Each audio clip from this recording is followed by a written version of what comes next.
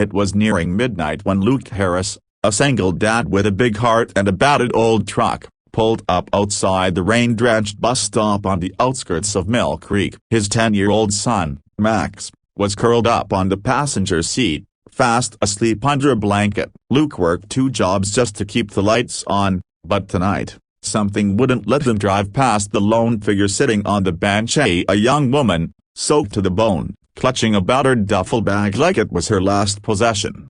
Luke rolled down the window and called out, "You okay, miss? You need a ride somewhere?" The woman looked up, startled. Her eyes were tired, but there was a spark there, something more than just fear or desperation.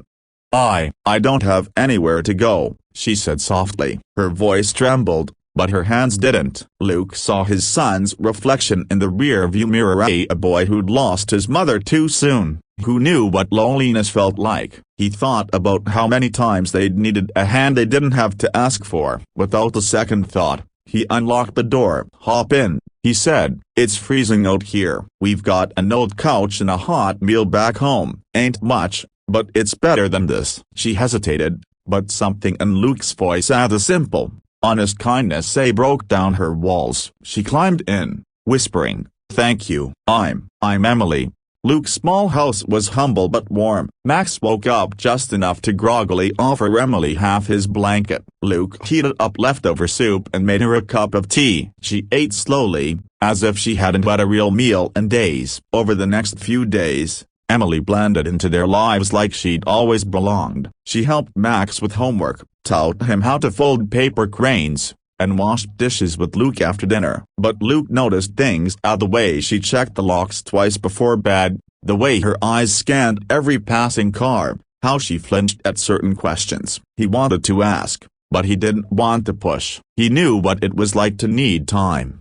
One cold evening, as they sat around the kitchen table playing cards, a knock rattled the door. Luke opened it to find 2 strangers in black suits flashing FBI badges. Emily's eyes darted to Max, then to Luke, a silent apology flickering across her face. "She's not who you think she is," the taller agent said. "Emily Whitaker, Special Agent Whitaker, has been undercover for months. She's the only one left who can testify against the Vargas cartel." Luke felt like the ground dropped out beneath him. "You're FBI?"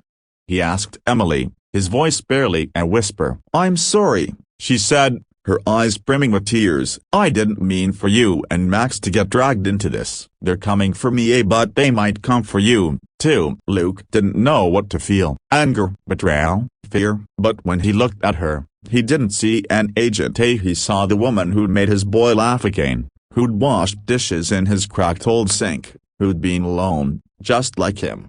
He stepped forward, placing a hand on her shoulder. "Your family now. Whatever happens, you don't face it alone." They spent that night packing up what little they could. Max, ever the optimist, stuffed Emily's bag with his toy soldiers. "They'll keep you safe," he told her. When the black SUV came to take her away to a safe house, Luke held Emily tight. "Thank you," she whispered, her voice breaking. "No one's ever taken me in like that. No one's ever cared." "Come back safe," Luke said. "We'll keep the porch light on."